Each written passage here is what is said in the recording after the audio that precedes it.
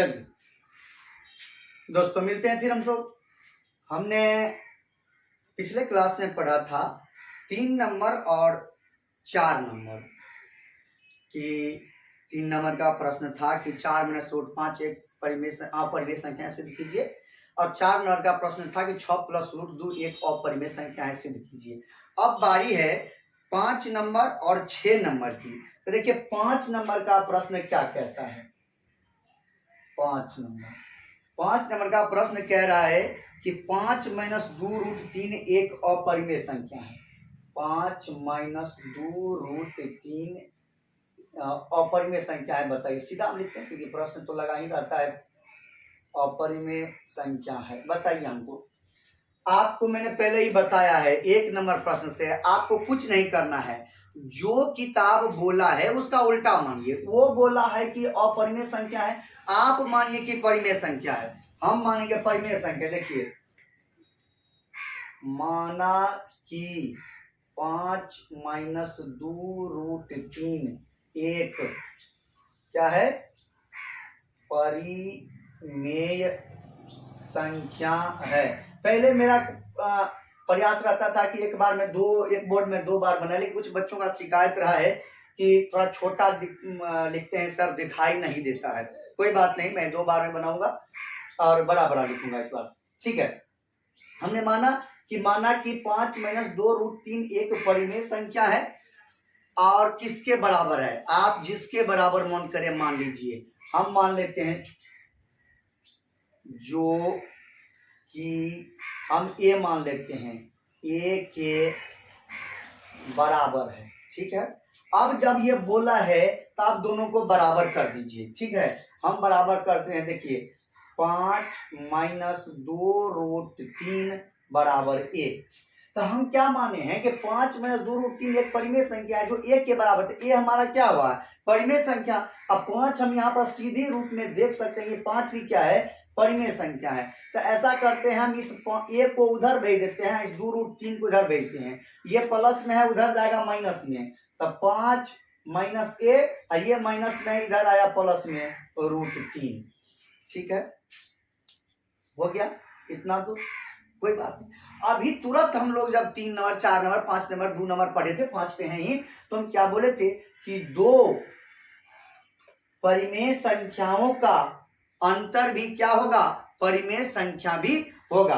तो हम क्या लिखेंगे कि 2 परिमेय संख्याओं का अंतर भी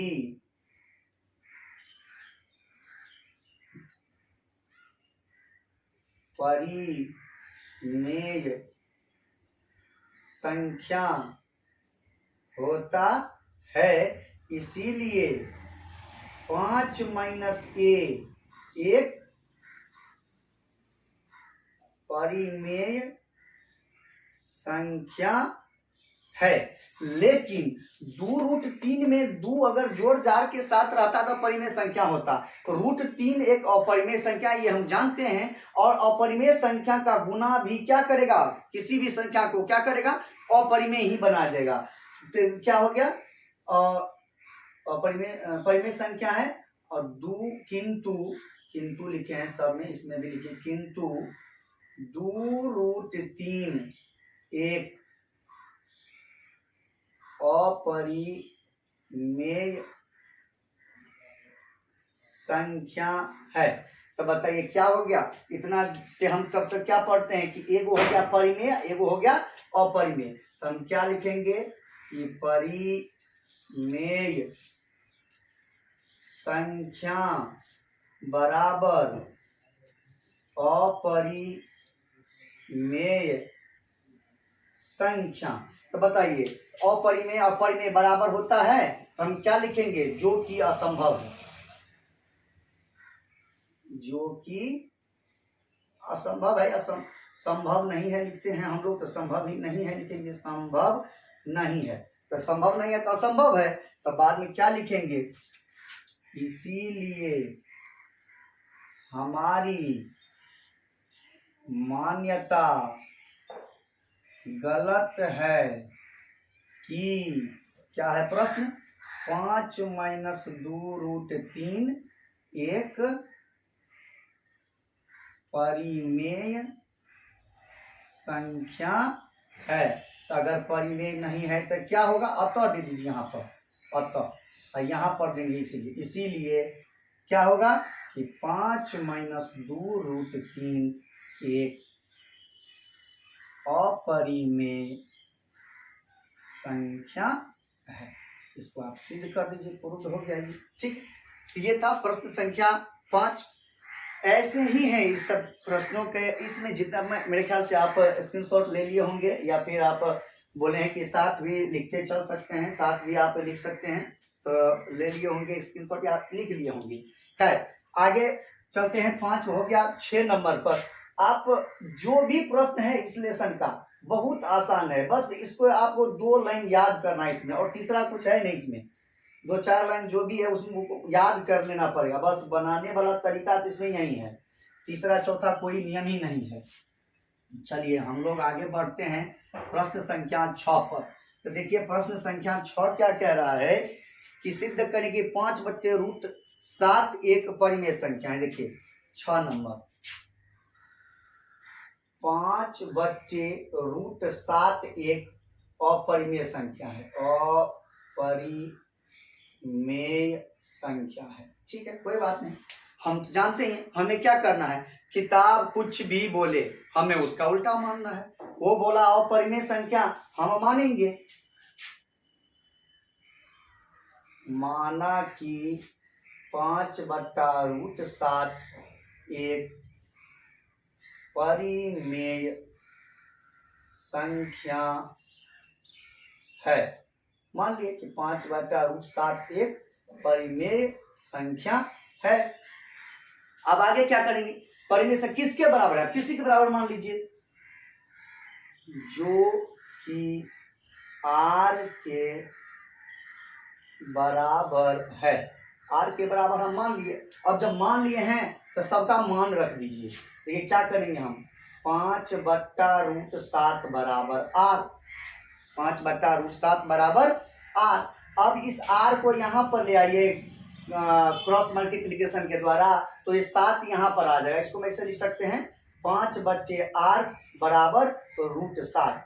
यहाँ पोस्ट में लिख दीजिए, जहाँ r does not equal to 0, माने r का वैल्यू 0 नहीं हो सकता है। ठीक है, तो 5 बच्चे r बराबर √3, जहाँ r बराबर 0 नहीं हो सकता है। चलिए अब बताइए हमें यहाँ पर 5 बच्चे r, तो अभी हम लोग थे कि घटाओ और जोड़ आ रहा था 2 परिमेय संख्याओं का, लेकिन यहाँ पर देखिए हम बताए थे 2 नंबर या 3 नंबर प्रश्न था कि 5 बच्चे r है, यानी कि परिमेय संख्या को अगर परिमेय संख्या से भाग देंगे तो उसका भागफल भी परिमेय संख्या ही होगा।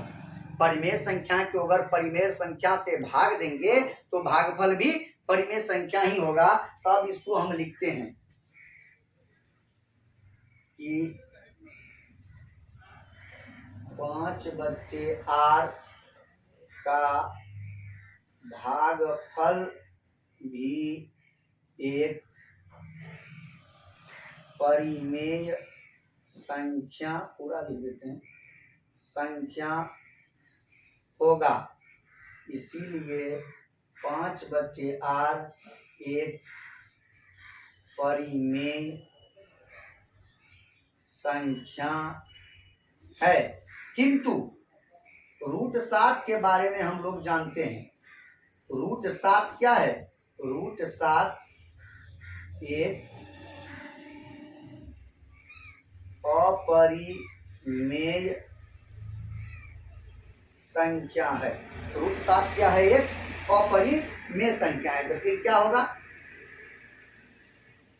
परिमेय संख्या बराबर अपरिमेय संख्या, परिमेय संख्या बराबर अपरिमेय संख्या, जो कि असंभव है या संभव नहीं है। ठीक है, अतः हमारी मान्यता गलत है कि 5/√7 एक परिमेय संख्या है। तो परिमेय संख्या नहीं है तो क्या है, इसीलिए 5/√7 एक अपरिमेय